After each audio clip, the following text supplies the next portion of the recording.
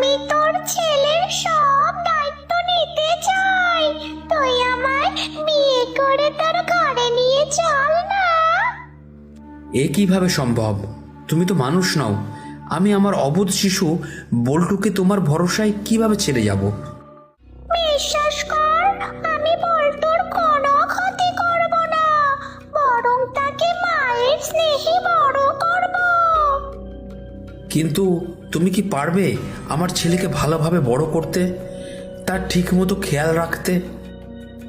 আমার অনেক দিনের শখ মাস্টার মশাইয়ের সংসার করব। তুই চিন্তা করিস না, আমি সব সামলে নেব। ঠিক আছে, আমি রাজি। তুমি যদি বল্টুর মায়ের অভাব পূরণ করতে পারো তবে তোমাকে বিয়ে করতে আমার কোনো আপত্তি নেই। হরিপদবাবু আর কোনো উপায় না পেয়ে ডাইনিকেই বিয়ে করে ঘরে নিয়ে এলেন। কিছুদিনের মধ্যেই বল্টু তার নতুন মায়ের সঙ্গে বন্ধুত্ব হয়ে গেল। বাবা, দেখো নতুন মা কত সুন্দর, আমাকে কত বেশি ভালোবাসে। হ্যাঁ রে সোনা, আমি তো তোর জন্যই এসেছি। এখন থেকে আমি তোর সব খেয়াল রাখবো। ঘরটা বড় নোংরা আর অগোছালো হয়ে আছে। তুমি আসার পর আমি গোছানোর সময় পাইনি। আমি কি একটু সাহায্য করব? তার কোনো প্রয়োজন নেই। ওরে আমার চাদর ছাটা, তাড়াতাড়ি সব পরিষ্কার করে ফেলতো।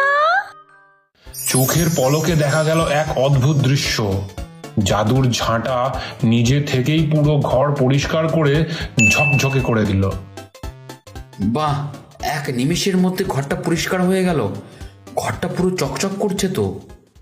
তারপর বল্টু তার স্কুলের বাড়ির কাজ করতে পারছিল না। সে তার নতুন মাকে সাহায্য করতে বলল।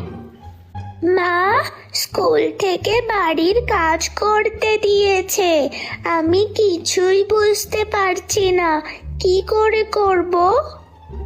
একদম চিন্তা করিস না বল্টু, এই নে আমার জাদুর পেন্সিল।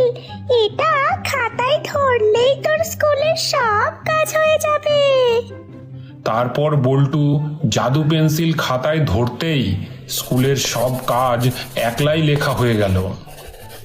বা, এই পেন্সিলটা তো জাদুকরি, খাতার ওপর ধরতেই সব উত্তর আপনা আপনি লেখা হয়ে যাচ্ছে।